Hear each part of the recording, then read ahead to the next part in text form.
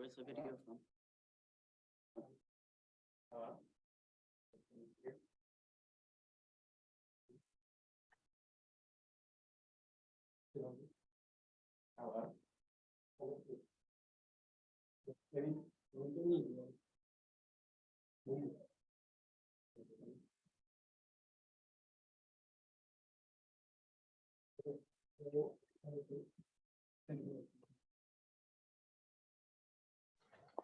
Hello, hello, hello, hello, hello. No words. Yeah, then is it you? Hello, can you hear me?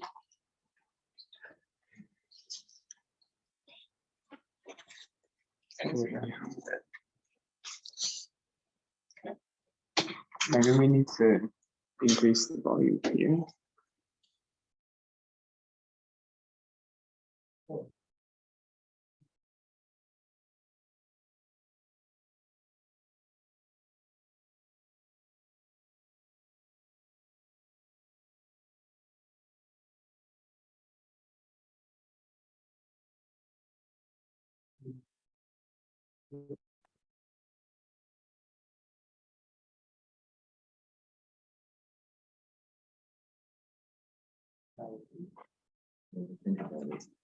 Hello, hello,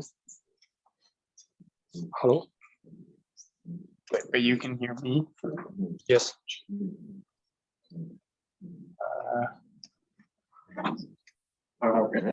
But you can stop. Can you hear me? Can you hear me? I think we can hear from the device.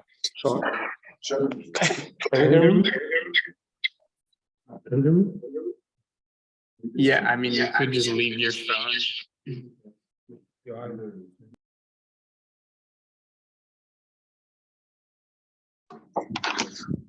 Can you hear me? Hello, hello, hello. Can you hear me?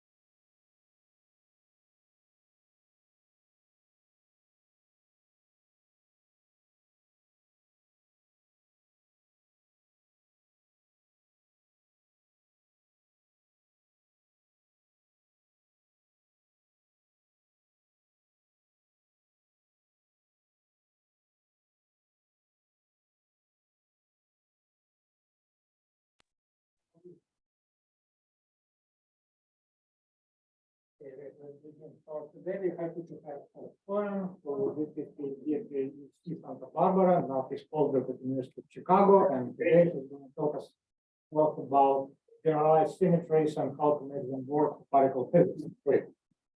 Thanks so much. It's great to be here. Chicago had been getting a bit too warm and comfortable, so it's good to be back in a real winter. And I'm excited to tell you about this recent work with my fantastic collaborators. Clay is a professor at Chicago. Sung-Woo was a postdoc at Chicago and is now a professor at KAIST. And Taro is a frequent collaborator with Clay and a professor at Tokyo. So the big picture here, there we go. The big picture is that I come to you as a harbinger to tell you that there's been, the past decade, some interesting work in the land of formal field theory, re-understanding our core concept of general global symmetries in field theories in a way that has allowed for lots of interesting generalization. Now, as to why some generalization is necessary, let me say some words you might have heard before. Oh, if you go to more and then hide floating meaning. Thank you. Higher form symmetries. The idea is the familiar symmetries that you will have learned about in your QFT textbook some transformation on local operators. Fields in your Lagrangian, or you think the particles that they create some zero-dimensional objects, but very often, oh, they're bad. I think you do the same Yeah. thing. Okay, hide again. Okay. Okay.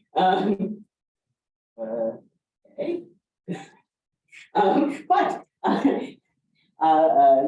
field theories that we care about very often have extended operators. We've long appreciated that understanding the behavior of Wilson lines in gauge theories is important for understanding their behavior. And very frequently, we're interested in theories that produce things like cosmic strings or domain walls, extended objects that are important for understanding the early universe. So it's a natural question as to what sort of internal symmetries we might associate with these sorts of objects. And indeed, in this more generalized higher form symmetry framework, our familiar symmetries acting on zero-dimensional objects like particles are zero-form symmetries. They have some conserved current with one index. But if we have a line operator like a Wilson line, you can take a world line of some heavy charged particle, then it can have a notion of one-form symmetry, which has an associated current with two indices that obey such a conservation equation. And this will be the main player in what I talk about today. But more generally, if we have some d-dimensional objects, they can enjoy a two-form symmetry, and there's a conserved p+1 form current.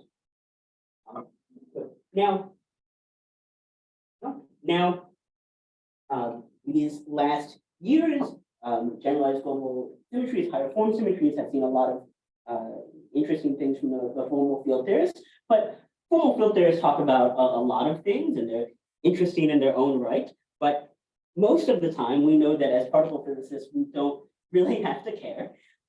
However, the concept of symmetry, of course, is central to many questions that we care about as particle physicists. So I think for some years now, people have been asking whether there was anything for us to learn from this program. And I'm happy to say that I think the past few months, my collaborators and I have answered this question positively. So the first thing that you might ask as a particle physicist from this program is whether there actually are these exotic notions of symmetries in field theories that we care about, not just some 2+1 dimensional lattice system or something like that. And indeed, I'll tell you that the standard model itself has a higher flavor symmetry. This is going not only beyond zero form symmetries to higher form symmetries, but also beyond groups in a way I'll touch on briefly, beyond symmetries with only group-like transformations.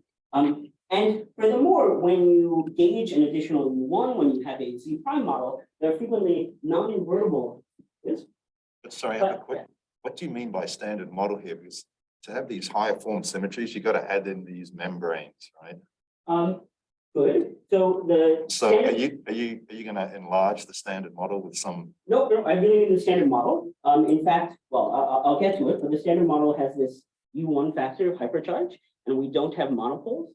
So the standard model has a one-form magnetic hypercharge symmetry that acts on hook lines, which are good topological operators of the standard. So that's what we involved there. Good. But more so than these symmetries just being present in models that we care about, what you really want to know is, does understanding them actually buy us anything? Do they offer any sort of novel perspectives? Could understanding them lead in the future to new ideas and solutions for problems that we care about? I'll tell you, I think the answer here is yes. In fact, understanding this higher flavor symmetry tells you from the infrared standard model about what the possible structures of unification, how you might have infrared standard model fermions fused together into some UV multiplex. And furthermore, I'll tell you that understanding non-invertible symmetries of your models reveals interesting model building opportunities in having symmetries that can be naturally broken by only an exponentially small amount. And I'll talk about the case of the LG stuff. Okay. So as I said, in terms of higher form symmetry, one form symmetry is going to be our main player. So let me linger on that. this might sound, well, maybe not here, perhaps you've heard Alexei and students talk about this, but this might sound like something very exotic, but really is, should be familiar just in some new language that allows us to usefully make further progress. And in fact, the simplest example of a particle physics model with one form symmetry is just a pure U1 gauge theory, just the theory of the photon. And you know already that this theory, in fact, already has two conserved two-form currents, just the theory of the photon. And all I'm going to say is that those are really associated to one-form symmetries. So there is one electric one-form symmetry. The conserved current is just the photon field strength itself. You might say it's followed from the equation of motion for the photon. And this one-form symmetry measures the charges of Wilson lines, the electric charges. And again, this might sound exotic, but really is familiar from undergrad electromagnetism. When you looked at some Gaussian surface in undergrad E&M and integrated to find the charge inside, that charge that you're computing is manifestly not a Noether charge of some normal zero form symmetry. It's not a Noether charge. You're not integrating over the entire manifold. It really is a charge associated with this electric one-form symmetry. You're integrating this conserved two-index current, the photon field strength, over your Gaussian surface to get this charge. So in some sense, a very familiar object. And as I already sort of mentioned, U1 gauge theory also contains a magnetic one-form symmetry with the Hodge dual of the photon field strength being the current by the Bianchi identity, you might normally say.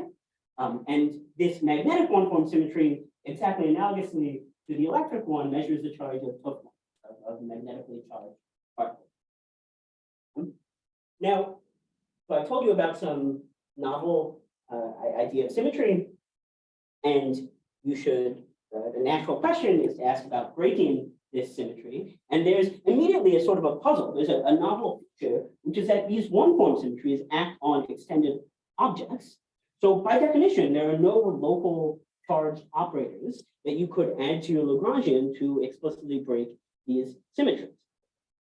So if you did some deformation of the theory of the photon with some higher dimensional operator, that would modify what the current looks like in terms of the photon field strength, but it isn't going to break the symmetry. There's a bit of a puzzle here, naively, but the answer is simple enough. The answer is that to modify these higher form symmetries, you need to change the degrees of freedom in your theory. So this is quite simple at the level of the current. You know, of course, that if I add some finite mass charges to my theory, then the photon equation of motion doesn't have this zero here, but instead a current. Thinking more in terms of operators, when I have some sort of line operators, when I have some finite mass electron, then a Wilson loop is no longer stable. You can nucleate positron-electron pairs to cut your Wilson lines, or in more familiar language, charged particles at finite mass screen electric charges. So you know, already almost 100 years ago, we know the one loop vacuum polarization of the photon with an electron present means that at short distances, Gauss's law breaks down, right? If you try to bring your Gaussian surface too close to some charged object, then you're sensitive to these loops of virtual positrons and electrons that screen your charge. And so when at energy scales where you're sensitive to loops of charged particles, the associated one-form symmetry breaks down. Your notion of Gauss's law is modified.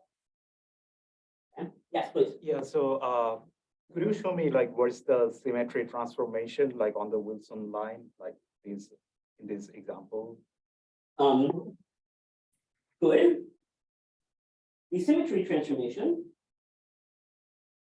well, in a more relativistic picture, what I've done on the previous slide, or what Gauss's law does, is it's a time slice of this, right? So Gauss's law, the Wilson line on a time slice just looks like a particle. And your Gaussian surface, because it's a one-form symmetry, your the surface you need to integrate over is some two-dimensional sphere. Good. And if you act by moving your Gaussian sphere past the Wilson line, then it just picks up a finite charge. Well, okay, sorry. If it's really a Gaussian sphere, then it just picks up a factor of 2 of the electric charge of your object. Sorry, I'm sort of saying words that I haven't introduced yet, but maybe your question this is the sort of thing.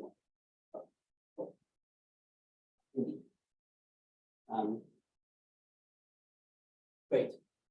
So good. So I told you not only do we have normal zero-form symmetries, but one-form symmetries are a thing. A natural question then is, do these things just live in separate universes? They act on objects of different dimensions. They should have nothing to do with each other. Well, in fact, they can be intertwined by triangle diagrams like this.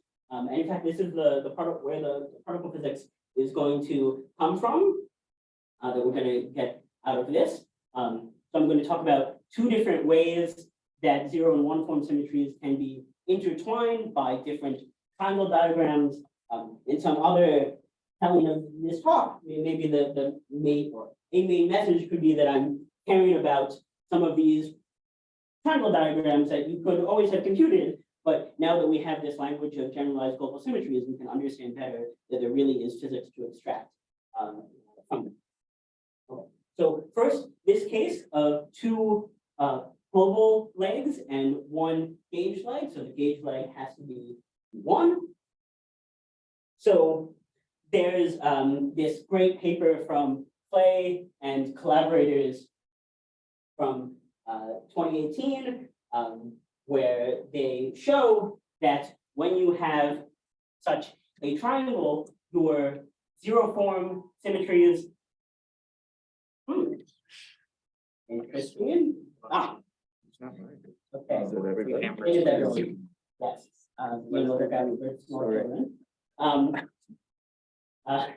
Yes. Your zero-form symmetries can be intertwined with the magnetic one-form symmetry of this U1 sector in the form of something called a 2 group. Now, Clay, I encourage you, if you're interested in the topic, to read this paper. It's very nicely written, also very long, 137 pages actually. But so my purpose is not to really go into the formal field theory aspects. All that we need is that when you have such a triangle diagram, you have some non-zero 3-point correlator between 2 of these zero-form flavor currents and 1 of these higher form magnetic symmetry currents in the form of something like this. So you can think, if you bring together 2 of the flavor currents, you produce the magnetic one-form symmetry current. And this, yes. Can I think of this as some kind of a Tooft anomaly? Mixed Tooft anomaly between the zero-form symmetries and one-form symmetry? Yeah, good. You can. I think if you were talking with Clay, he would take issue with that language. But indeed, this has some quantized coefficient, and you can think of it in analogy to Tooft anomaly matching. Indeed. What's the flavor current? So far, this is very general. In the standard model, this is going to be the standard model flavor. Well, in particular, I'm going to use the non-abelian flavor currents that exist when all the Yukawas are turned off. Yes. Okay, but the point is that, I mean, you might like the words that the current algebra of the zero-form flavor symmetry does not close by itself. Since you can produce this higher form current out of it, that means that the zero-form symmetry conservation, the flavor symmetry conservation, really requires the conservation of this one-form magnetic symmetry as well. This is quite abstract. Hopefully, it will become less so over the next couple slides. The way we're really going to use this is a bit in reverse. I'm going to think, let's say we have an infrared theory that has these zero-form flavor symmetries and a magnetic one-form symmetry that are intertwined in the form of a two-group. So then are you saying that you can define a quantity, which is a linear combination that will be conserved? Right, because I could bring that right-hand side over to the left-hand side and I'd have a conserved quantity, right? We can do this with, if you have two anomalous U1s, that's what you can do. A linear combination would be anomaly free. So is that what's going to happen? Good. Sorry. So far, maybe my answer to Alexi was a bit misleading. So far, everything is conserved. The flavor symmetry, zero-form flavor symmetry is still conserved. One-form symmetry is still conserved. The current algebra is just the form, such that now these symmetries know about each other. But they're still separately conserved. Separately up to if you bring together these flavor currents, you can also produce the one form current. But indeed, if you keep everything at separated points, then everything is conserved separate. The OPD is being modified, but I see. I guess it's modified at a particular point because you got a delta function. yeah. So you just, because there are three generations, you just introduce SU3 generators in the vertices for what you call. Yes. Yeah. Let me get to that in one sec. But the way I'm going to use this, let's say you have such an arrangement of symmetries in the infrared, and I know that my UV theory is not going to have a magnetic one form. Let's say because I'm going to embed my low energy U1 in some non-abelian theory that provides monopoles. And so in the same way that the electrically charged particles broke the one-form electric symmetry, the monopoles here are going to break the one-form magnetic symmetry in the UV, right? So then this one-form symmetry in such a scenario is necessarily emergent, just like the electric one-form symmetry at long distances is emergent at below the scale of all of the electrically charged particles. So if I know that my UV is not going to have the one-form magnetic symmetry, then my flavor symmetries that are intertwined with this one-form symmetry also must be emergent below the scale at which the one-form magnetic symmetry itself emerges. Right? And in the sense in which you have these emergent flavor symmetries, what you can have in mind is just at low energies, I might have different particles, psi1 and psi2, that can be independently rotated, have some independent flavor symmetries. But if in the UV, they're put together into the same multiplet, then in the UV, the only good flavor symmetry rotates both of them together. And so the flavor symmetries rotating them separately are necessarily emergent below the unification scale. But good, let me actually go to the standard model. That's what we care about, of course. So when I turn off the colors, That's like it is similar to Host anomaly matching, right? Because it if you go to the UV, you don't see a symmetry, then in the IR, it's got to be continuous matches. Indeed. Yeah. Good. So in the standard model, when I turn off the U colors, we have separate SU3 flavor symmetries for each of our standard model species.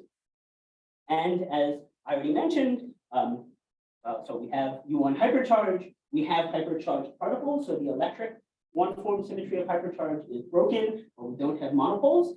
So in the infrared, we have a one-form magnetic hypercharged symmetry.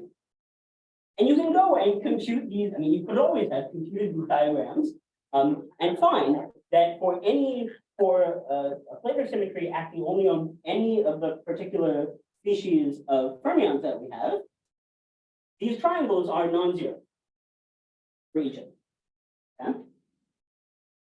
Okay? That means that the standard model has this two-group symmetry, and we can read off from these coefficients which flavor symmetries are necessarily emergent in the infrared or which ones might be good in the UV. Yes. turn off some couplings in the standard model, is it still the standard model? Uh, What does so- it mean? You just like throughout some couplings and got a symmetry, but then it wasn't there. Good. So in fact, an interesting part of the story is going to be that the two-group symmetry is approximate.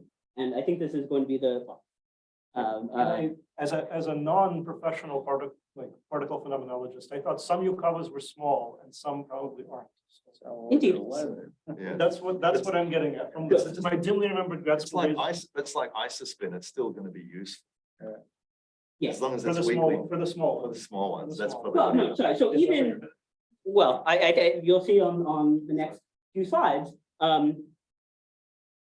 even turning off all the Yukawas, which is not a great approximation, is going to tell us something interesting about just the pure gauge structure of the standard model fermions and what it could be in the UV. But indeed, the fact that it's approximate is also interesting. And part of this story is that I think we're sort of understanding in the first time the sense in which the standard model fermions, the standard model Yukawas can be spurions of, in fact, the higher group structure. I'll get to in a couple slides. So indeed, I'm well aware that this is somewhere on the moduli space of the standard model. We'll get to the real one. This is still. It's fine, it's fine. Okay. Yeah, just wanted to make sure that that's not. Yes, yeah. Thank you. Okay, but before I get to the full thing, just to the sense in which this tells you which fermions could be unified in UV theory is that although each of these has some non-zero coefficient of this triangle, each of these is involved non-trivially in the two group.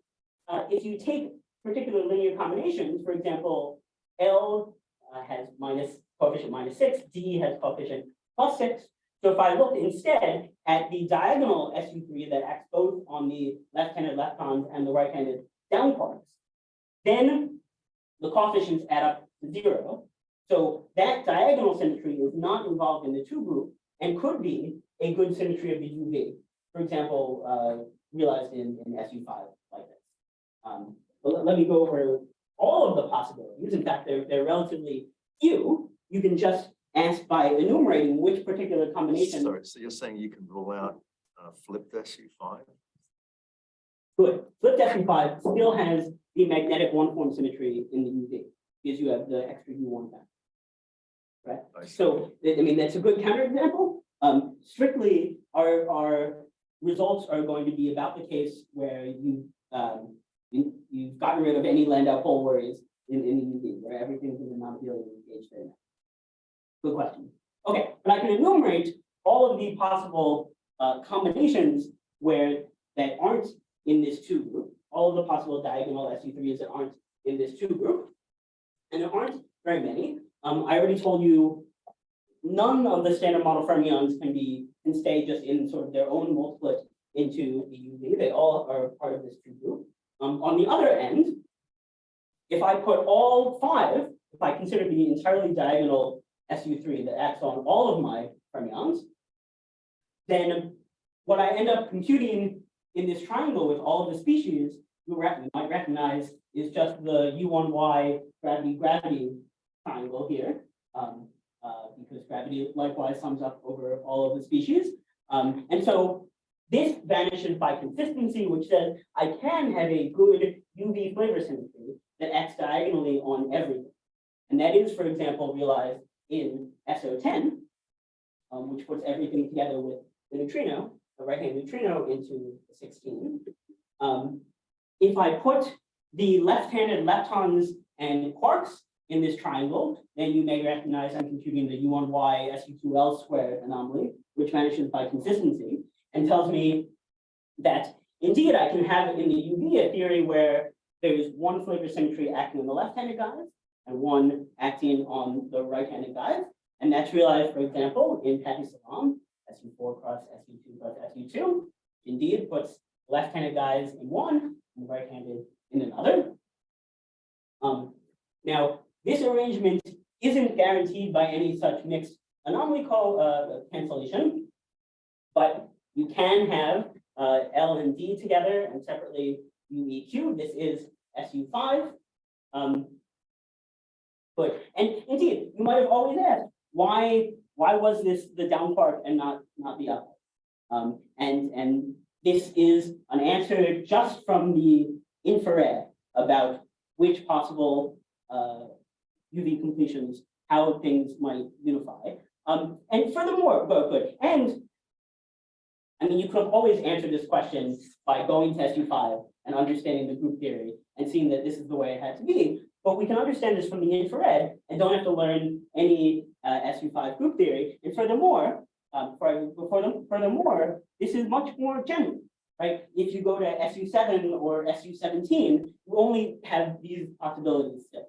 Yeah. Sorry, but I guess this was obvious and implicit in what you said. So what goes wrong if it's just that the gauge theory is anomalous, you have more propagating degrees of freedom. That's what happens here if you don't satisfy these conditions. Normally, right, you have an anomaly here, right, on the gauge part. So that means that there's extra propagating, there are ghosts, right? So that's what happens here as well, if you don't satisfy these conditions. Because for global symmetries, we know that you can have an anomaly, there's no problem.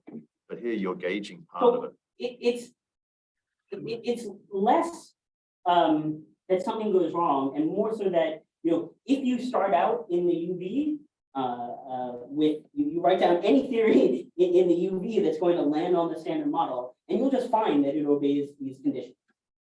You can't. So it's not like a local gauge anomaly then, where something would go wrong. Right? That's correct. But then why would I believe that this is true then? That nothing goes wrong. I mean, don't impose it. Nothing goes wrong. It's true by the fact that the standard model and the standard model flavor symmetries and hypercharge are intertwined in this way. I see, okay. I mean, you can think about it like an anomaly matching, if you like. In UV, in the UV, you don't have this one form magnetic symmetry. On this side. In the UV, you don't have this one form magnetic symmetry, so you can't reproduce this triangle. Right. So the only symmetries that can stay good in the UV are ones that have zero coefficient. But then, but you're using the infrared though to tell what. Indeed, what a powerful constraint. Yeah. Or what a powerful new source of information that we can get by talking about generalized global symmetry. But what if this condition wasn't satisfied in the infrared? What would go wrong? Good. So this condition isn't satisfied, for example, with SU3Q. And that means that the left-handed quarks, when we embed U1Y in something non-abelian, the left-handed quarks have to be put in with something else. Right? But don't you know that from the anomaly cancellations anyway? You could, in a particular UV model, indeed. But here we're learning this information straight from the infrared. So I don't have to learn any complicated group theory or it's just universally, these are more universally true than what you could find in any particular UV model. But of course it will match. I mean, I'm not going to I'm not going to tell you that there was a problem with SU5 that we just didn't realize all these years. Are there any consequences if you don't think about it? Indeed, sure. You could just think about having magnetic monopoles in the infrared that will also activate this anomaly, if you like. But the way I'm going to be using it in terms of this sort of two-group emergence constraints is assuming that the UV is some unified theory. Okay.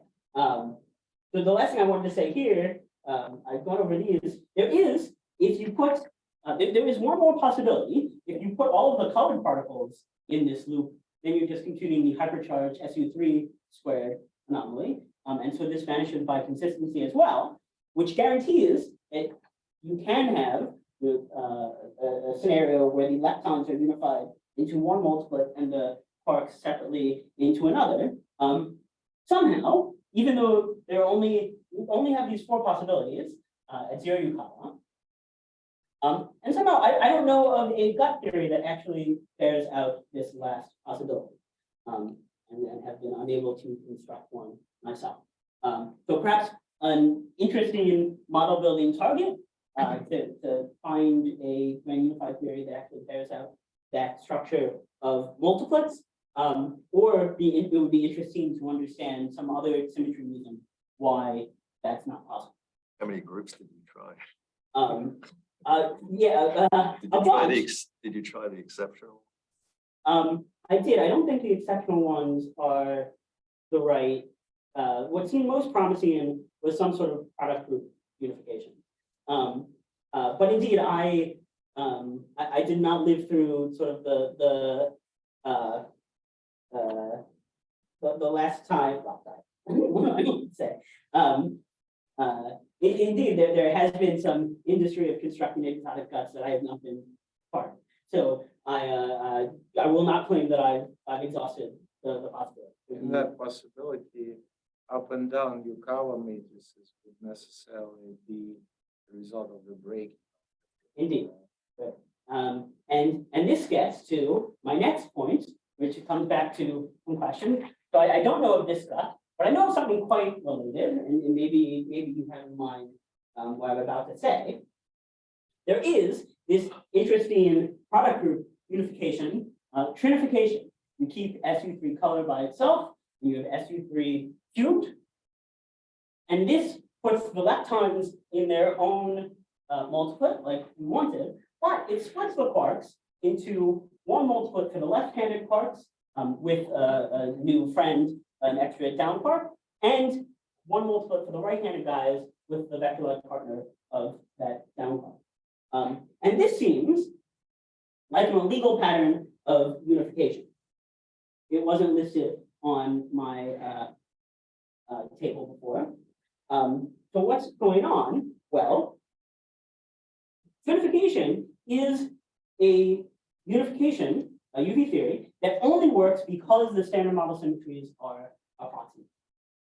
And indeed, the real standard model has these Yukawa matrices that break some of these flavor symmetries. And so trinification works and realizes this different pattern because if you turned off all of the standard model Yukawas, you don't get back to the standard model starting with this matter constant. You have an extra vector-like down quark. And so when you in the UV write down Yukawa coupling between the left-handed and right-handed quarks, you produce both the Yukawas of the standard model and a vector-like mass for this extra down quark that decouples it. So what's happening here? There's no relation between this and E6? There is a relation between, yeah, good. This nicely embeds into this. That's correct. Because that has the extra down quark as well, Yes, with maybe extra hexagons. indeed. I think these three become the 27 of E6. So what's happening here is that we're allowed to have a different multiplet structure because allowed to have a different multiplet structure with finite Yukawa coupling because, as I said, when you take the Yukawa coupling back to 0, you don't hit on the standard model again, which makes it consistent with what I previously said about the two group. So what's happening here is that indeed in the infrared, the diagrams with just the left-handed or right-handed quarks are non-zero, and so they participate in the two group. But what we've done is added an extra down quark with chiral flavor symmetries, vector like under the gauge group, but chiral flavor symmetries, so we can pair up with both the left-handed and right-handed guys to give some flavor symmetry that doesn't participate in the two group. So then you can unify separately in UV. So this is a sense. I mean, but I I was very pleased to see this. You might have always been confused about, I was always confused about how you might hope to see spurion in higher form or generalized symmetries. Because what we wanted in the spurion analysis, we have some coupling that breaks a zero form normal symmetry from an operator in our Lagrangian, and we want to ask how else that breaking comes up in our theory. But because these higher form symmetries can't be broken by local operators, it was unclear how you could ever do a spurion analysis. But in this example, I don't want to say that we certainly haven't understood fully how to think about spurions in the setting of higher symmetries. But in this example, what is happening is that the standard model Yukawas, because they break these flavor symmetries, are acting as spurions of the two group structure, in that they control the mass of this new vector-like species that we're adding. The spurions, because again, in the limit where we take them back to zero and we get really back to the standard model flavor symmetry, they're controlling how the two group symmetry is modeled. Okay, let me switch to the second topic. There's definitely more to say here, but I want to talk about both sorts of things I've done recently. Good. So let me add, I should ask if there are questions. I'll move on. So now, another sort of triangle diagram, this time with two gauge legs, but U1 gauge legs, and one global leg. Good. Now, so this is an ABJ anomaly diagram.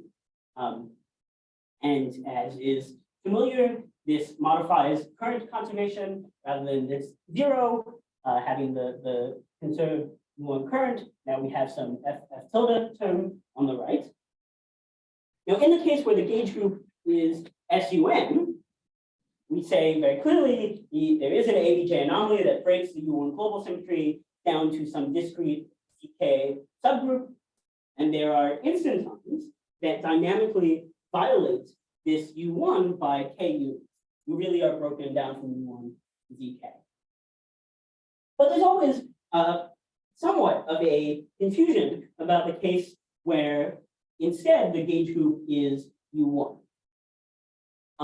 What you might say before this generalized global symmetry language is that indeed the current conservation is modified in the same way. And so you say, again, the anomaly breaks U1 down to ZK, but we live in an approximately four-dimensional flat space, and it just so happens that there aren't actually instantons of an abelian gauge field that properly wrap the Euclidean sphere. And so you don't actually have instantons that do the break-in. And so even though it's broken, you know that if you look at the S matrix, it's going to be conserved. And so you just sort of ignore that it's broken. Now this obviously is not a very satisfactory state of affairs. One slight subtlety, the 4 torus is flat, and on the 4 torus, there are abelian instantons. So I think more precisely what you might have meant is an infinite flat space.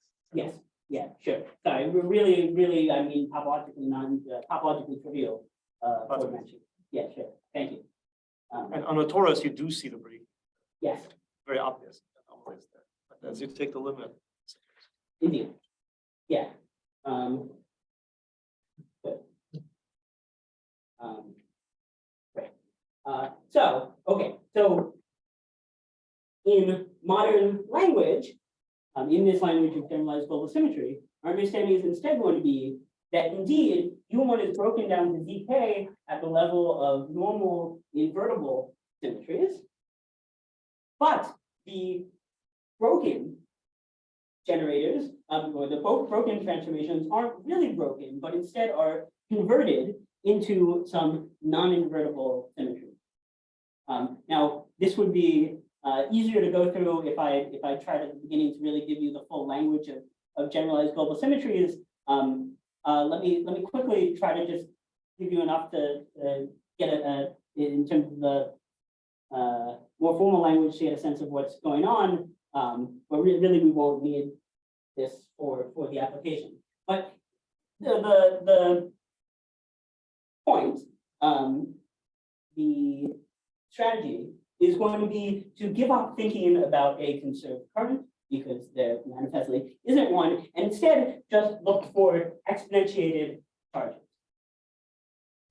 First, we're going to generalize the good old Noether charge, integrating the zero component of conserved current over space to a more general charge you can define when you have a conserved current. You could integrate it over any three-dimensional manifold.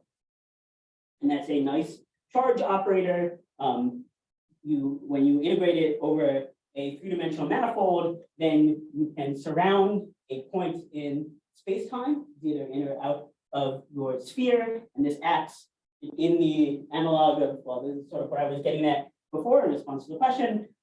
This acts if you take a charged particle into out, this acts by a factor of Q. So just like what I said before. Good. So we have these more general charge operators. And in fact, we want to exponentiate it. It's nice to think about unitary operators. So we take the exponential of the charge, and then this acts like a finite charge location on our charged particles. Now, if we had a good zero form symmetry without any anomalies, then we would work with these exponentiated charges, everything would be great. But here we have this abelian anomaly. That means that J is not in general conserved, so we can't quite use that. You might think, and people had tried before, that you can just move over the right-hand side to the left-hand side and sort of write it as a Chern-Simons theory, but this isn't really sensible. It's not actually gauge invariant. But if you know some formal field theorists, or maybe some condensed matter field theorists, what they can tell you can do instead to soup up this idea and really make it gauge invariant is you can define such an exponentiated charge operator using an auxiliary Chern-Simons theory that lives only on this manifold that you're defining the charge operator on. I'm not going to go into the yes. So this is anomaly inflow, so the anomaly is absorbed by the theory on the boundary? Yes. Yeah, we won't need any fancy language really in what I want to say. But the upshot is that this charge operator that acts on zero-dimensional particles, now, because we've coupled it to some Chern-Simons theory that lives on it, acts also non-trivially on TOF, on world lines of magnetically charged particles. In particular, if I have a TOF loop that's inside my sphere and I bring it out, and this acts by adding a surface operator there. But physically, what you should think is that this is capturing the fact, as I sort of alluded to earlier, that monopoles can provide the topology that's needed to activate these abelian instances. So if you're familiar, if you thought much about the Kalin-Rubikov effect, in the presence of an actual magnetic monopole, you can also activate this F tilde term.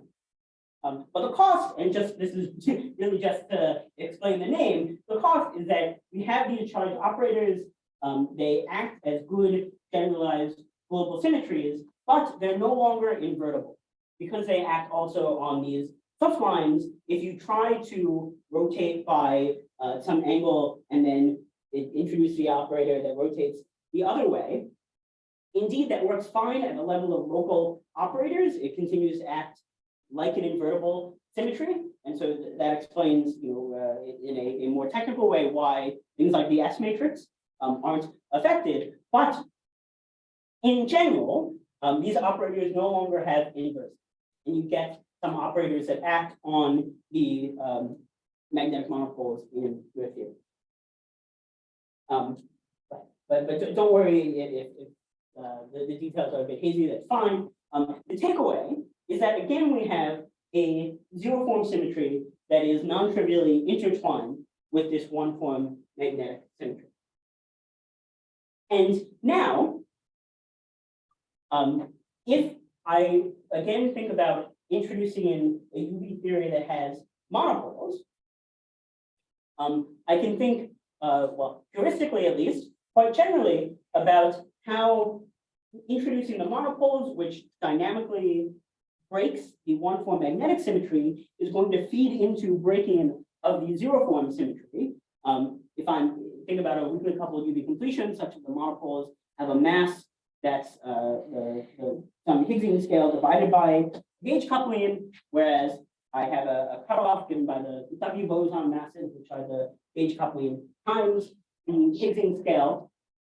Then thinking about a monopole world line action, and you can see this explicitly in this fantastic paper here, but you can generate effects in your Lagrangian that are exponentially suppressed by your monopole action, which is just sort of the mass times some proper time over which it propagates. If it's the inverse of the cutoff, you get something which is a non-perturbative exponential minus 1 over g squared correction, which also matches the form of instant time corrections. And we'll see that explicitly. The connection is really nicely well, laid out in an example, at least in this paper. But the plan now, the point is that if we have an infrared theory that has a non-invertible symmetry that protects some operator that we, it protects some operator, makes it zero, then I can find, what I want to do is find a UV theory that embeds that U1 into a non-abelian group, and so provides monopoles, and will generate an exponentially suppressed violation of that non-invertible symmetry. Okay? Now, I mean, this is quite abstract, but let me do it explicitly in an interesting case. I'll try to speed it up. The first thing, of course, you should think about is whether you could apply this in the standard model itself. But in fact, the standard model does not have any non-invertible symmetries. Classically, we have baryon number, and this is really the standard model, so there are no neutrino masses. Classically, we have baryon number, but separate lepton number symmetries acting on each generation. As you know, we have to look at the ABJ anomalies, and SU3 is vector-like, so has no effect. SU2 and U1Y are both chiral, so you might think there are going to be two constraints on these four U1s, but in fact, it turns out that the anomalies for SU2L and U1Y are aligned. And so you actually only get one constraint. In particular, every symmetry that's broken by the hypercharge instantons is broken more by the SU2L instantons. And so there are no symmetries that are only broken by hypercharge that we can sort of get back through this fancy notion of a non-invertible symmetry. There's nothing to recover. And so we're left in the standard model with baryon minus lepton number and these two lepton family difference numbers. So no non-invertible symmetry in the standard model itself. Now I want to go beyond the standard model. Of course, a natural thing to think about is gauging one of these global symmetry factors. People have been doing for a long time. U minus L is quite interesting, but here I'm going to consider gauging L mu minus L tau. This is very phenomenologically well motivated, or at least well studied, from hints of lepton flavor non-universality to, well, there's lots and lots of work on how this could control the structure of neutrino mass matrices. So it's there's not a new suggestion. There's lots and lots of papers on L mu minus L tau. But when we gauge L mu minus L tau, then there's another ABJ anomaly diagram to compute in the theory. And indeed, there is a non-zero mixed anomaly, which, in old language, you'd say breaks this other U1 factor of LE minus L mu. In fact, it converts it into a non-invertible symmetry. So the U1 LE minus L mu is now a non-invertible symmetry in this L mu minus L tau model. And in fact, U1 LE minus L mu contains a Z3 subgroup of lepton number because thinking mod 3, if I add a gauge charge to LE minus L mu, then -2 is equal to 1. And so you really just have lepton number. So you have a non-invertible Z3 lepton number symmetry here, this one. And so there's a non-invertible lepton number symmetry protecting Majorana masses in these L mu minus L tau models. So what's the difference again with just saying that regular lepton number forbids this Weinberg? Yes. What's the non-invertible part giving me? Good. What's the non-verbal part is giving you is that based on this analysis, you should think there's a UV theory where if you embed L mu minus L tau in a non-abelian theory that provides monopoles, that will exponentially. Okay, so you'll get to it. Yes, that's perfect. It's exactly the right thought. Okay, so there is such a theory. We write down in the paper. But more interestingly than this theory, let me also add right-handed neutrinos. So before I was just taking the standard model, gauging an extra factor. Now I'm going to add right-handed neutrinos. And okay, you have some additional global symmetries, so the analysis takes slightly longer. I'm not going to go through it exactly, but it turns out that there is a non-invertible symmetry, a non-invertible Z3 that prevents neutrino masses with or without these right-handed neutrinos. So in the case where the right-hand neutrinos, where I've added also the right-hand neutrinos, this Z3 acts like lepton number on the standard model leptons, but has the reverse charge for the neutrinos. And so again, there's a non-invertible symmetry disallowing direct neutrino masses in these theories. Okay. So that's the difference then, right? That's the non-invertible symmetry doing it. Well, in either case, there was a non-invertible symmetry. But indeed, this is the more interesting case because we know of some beautiful ways already to get Majorana masses. But Dirac masses are quite different. Yes. Slightly non-carefully come to the same conclusion, I think, by saying that there's this ABJ-like anomaly, but there are no instantons. And so as long as there are instantons, you can never generate that HLN term. Indeed. And this is a way of Systematizing. systematizing that kind of argument because, well, yeah, phrasing it in terms of a genuine symmetry. That's right. Yes, that's a good summary. But then historically, people would have then said, okay, but now if I UV complete the model in such a way that there are instantons, then they will generate this term. But since it's an instanton effective, with exponentially small, and that's also what you said earlier. Yes, but historically, no one did that. There Oh, have really? been- Okay, so that's something that I want. So that's the missing step. Nobody made that step. Indeed. So genuinely, there have been hundreds and hundreds of papers on L mu minus L tau models in the past 30 years or so. But no one has written down the theory that I will show you on the next slide that we were led to by this non-invertible symmetry analysis, and that I think is quite nuts. Dirac neutrino masses are difficult, and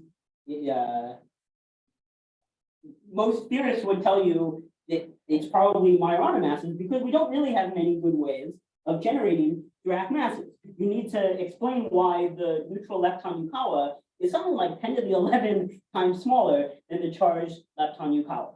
But based on this non-invertible symmetry analysis, we found protection by a non-invertible symmetry in these L mu minus L tau models. So indeed, that gives us a reason to look for a UV non-abelian theory. Yes.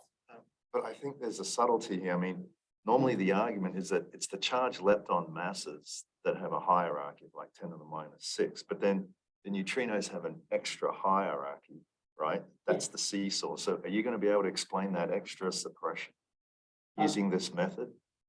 So indeed, what this is going to produce for us is an overall neutrino Yukawa scale that's exponentially suppressed from the charged lepton Yukawa scale. I'm not going to say anything in this talk about additional structure in the Yukawa matrices, but that's also been well studied, and you know that's something that I'll say in a moment, but that's something that has to come from the Higgsine down from this flavor symmetric theory down to the infrared. So the Higgs vev over the seesaw mass scale, you're going to associate it now with an exponential 1 over e to the minus 1 over g squared. Well, here there's no seesaw. Yeah, I know. Actual Dirac. Yeah, I know, but I'm just saying, but the usual suppression v over the seesaw mass scale, right? That's the extra suppression from the charged leptons. Yeah. That suppression you're going to now associate it with coming from e to the minus 1 over g squared. Yeah, I think you can think that. Yeah. Indeed. Good. So let me just show you the theory. You could have always written this down, and once I knew what I was looking for, it was easy to find. You can embed LMU minus L tau in an SU3 horizontal symmetry, under which each of the leptons is a fundamental or an anti-fundamental. And I'm going to explicitly write down this charged lepton Yukawa, but there is still in the UV a classical global symmetry protecting the Yukawa for the neutrinos. Okay, but now that's classically, if I go and quantize this theory, I know that there are going to be SU3 instantons, and these are going to generate for me by some vertices, some operators in my Lagrangian. Since everything here is in a fundamental, it's easy. Each one of these has one zero mode in an SU3 instanton background. L has the extra SU2L quantum number, which means that there's a second one of them. And so you get some tough vertices that look like this: the two left-handed lepton legs, one each for the right-handed charged and neutral leptons. And if I close off two of these legs with a charged lepton Yukawa, then this generates for me a Dirac neutrino mass where the Yukawa is down from the charged lepton one by an exponential amount. But these instantons, do they mediate vacuum? I mean, we have QCD instantons, but these are not the same as those instantons, right? These are instantons associated with this horizontal symmetry. So this is associated with this surface that you introduced earlier. No, these are really good. I mean, here you can forget anything about higher form symmetries, anything about non-invertible symmetries. Here, this is just the SU3H2. Oh, so you're gauging SU3H. Yes, so I'm embedding the gauge LMU minus L tau in this gauge SU3. Okay, sorry. And then it's Higgs at some scale, and that makes the instantons under Yeah, control, sure. and then Perfect. Yeah. Good.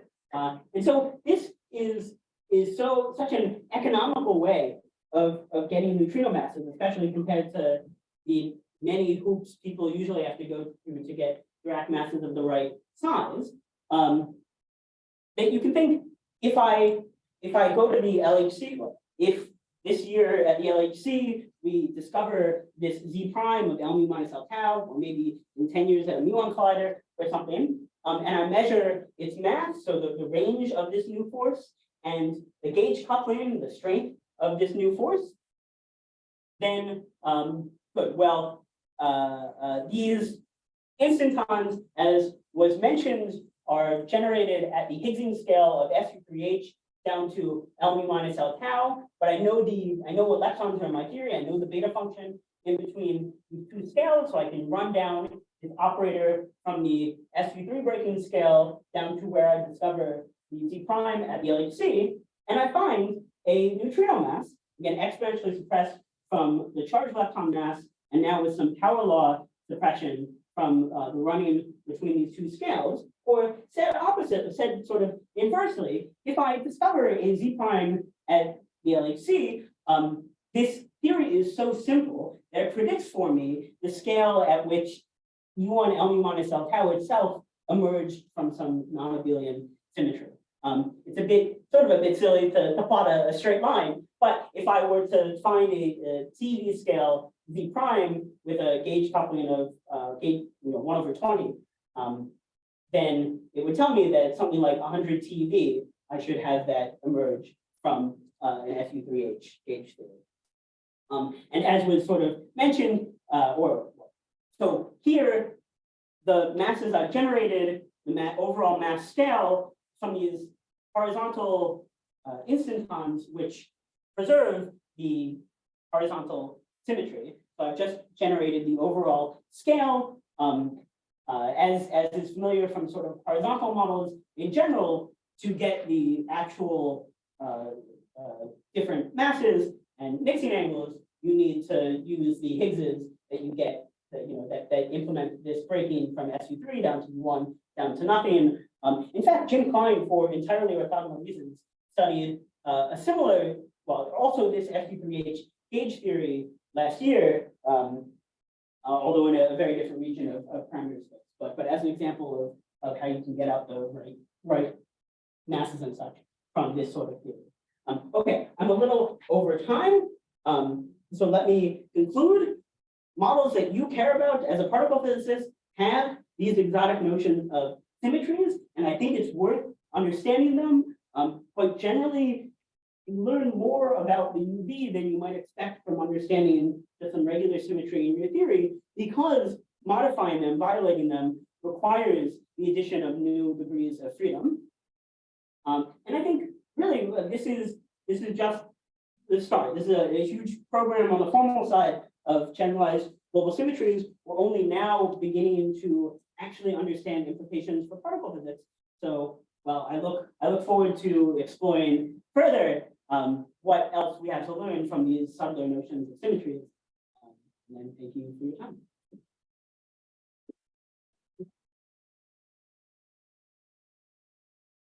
Question. So is this SU3, is it part of, can you make it part of the trinification story or not? It's a great question. And it's something I asked good. I don't know why there's still people who work on trinification, and indeed some people who include an extra SU3 in that. They don't talk about these horizontal symmetries. Indeed, I think that someone should understand an SU3 to the 4th theory, where the horizontal symmetry is the last one. It required, the reason that they gave me for not looking at that is it requires tri-fundamentals. So they in some classic picture, people stick to bifundamentals with some UV justification that a string has 2 ends. And so string theorists tell me that in fact that's a weak coupling thing, and in general, string theory can give you tri-fundamentals as well. So indeed, I think that would be an interesting thing to explore. But why did you gauge L mu minus L tau as opposed to LE minus L mu?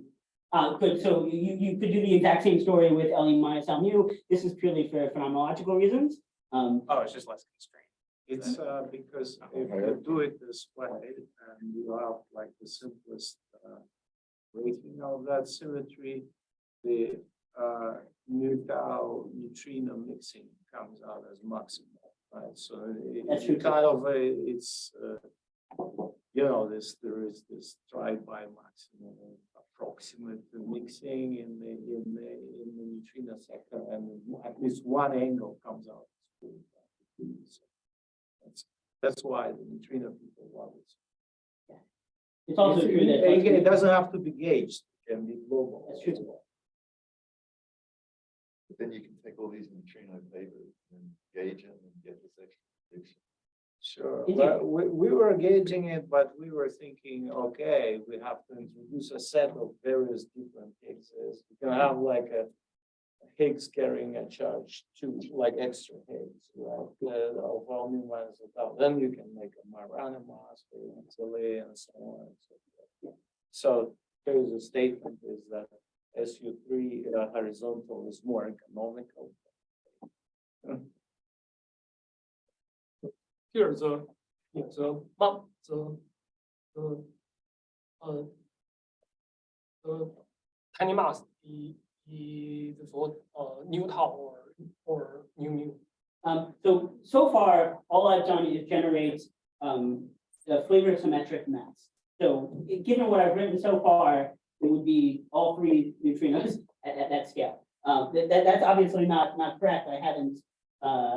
That's sort of what's generated at the scale of SU3H breaking. But as was alluded to, we have these Higgses that implement breaking from SU3 down to U1 down to nothing, and those will go into the Yukawa matrix and get you down to the correct neutrino mass. Yeah, but then for the fifth vertex, you should have 4 times 3, but not only 4. I'm not sure I understand the question. Because if you want to make the 3 neutrinos their own charge up under the SU3 horizontal, then then for the tooth determines fermion vertex, you should include all. That already. Good. Sorry. So there in the thank you. In the UV tank. In the UV. Oh, maybe I should go over here because this is where you are. In the UV. So we get this.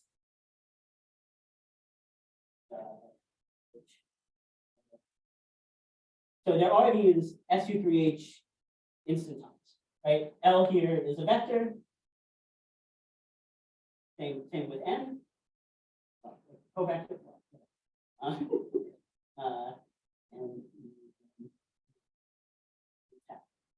right. So this contains all of the neutrinos in them. It's just going to be in a flavored symmetric way. At lower scales, right? This is at the SU3H scale. At a lower scale, you're going to have maybe some Higgs that broke SU3H, and so you're going to generate from RG some terms, some Yukawa terms that contain additional Bev insertions, and so if this has a Bev, this will generate some. This will generate for you some masses that violate SU3H, but now obey L mu minus L tau. And similarly, at even lower scales, you'll get operators that violate L mu minus L tau. It's like sort of a normal spurion analysis. So how about non-invertible symmetries given those?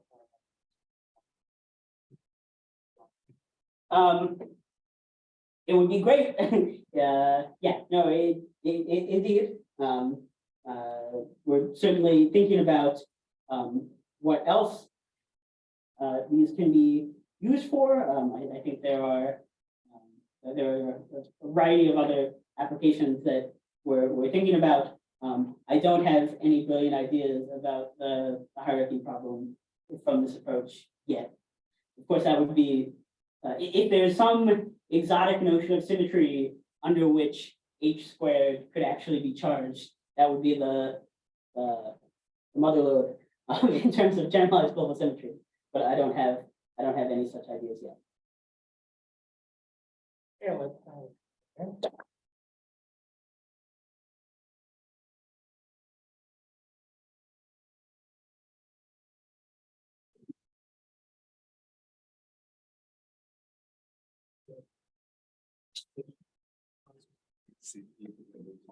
Was that? Yeah, I'm leaving. Yeah, for the 3 flavors, then there you have a copy is not the same as. Indeed. Why